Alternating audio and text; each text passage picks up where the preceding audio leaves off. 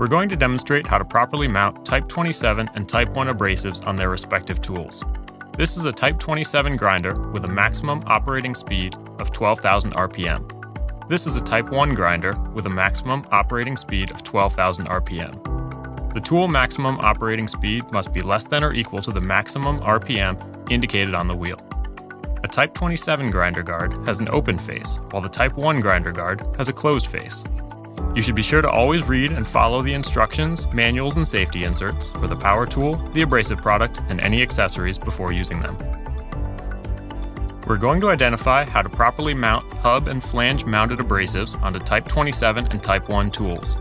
Hub-mounted Type 27 wheels have a built-in threaded hub that allows direct mounting on the tool spindle without the use of flanges. The wheel simply threads onto the spindle.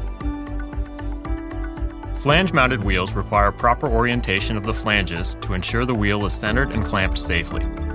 The first flange must have its lip facing upward. This allows the center hole of the wheel to be centered properly.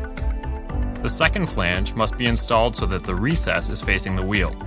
This allows the lip of the first flange to nest within the recess of the second flange, allowing the wheel to be mounted properly on the tool.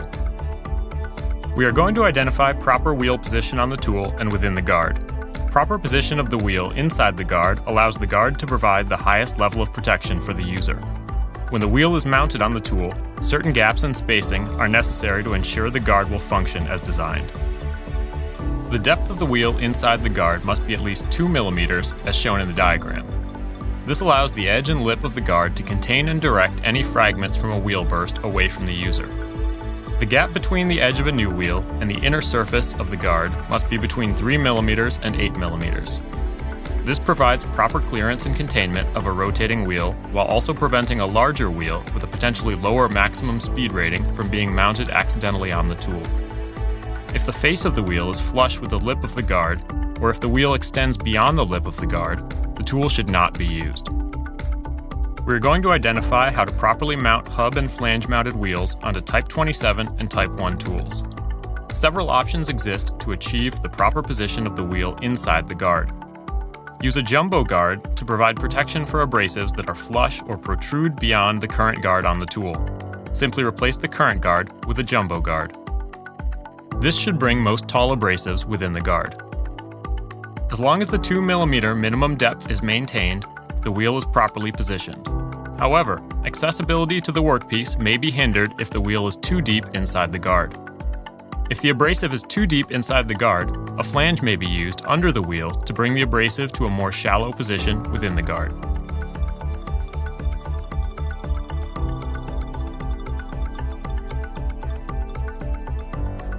Be sure to confirm that the abrasive, flanges, and guard are properly positioned and secure.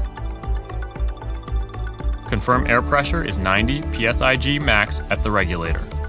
Please ensure that you are wearing proper personal protective equipment, including safety glasses, face shield, apron, hearing protection, and gloves. Check the tool for vibration and in-use air pressure.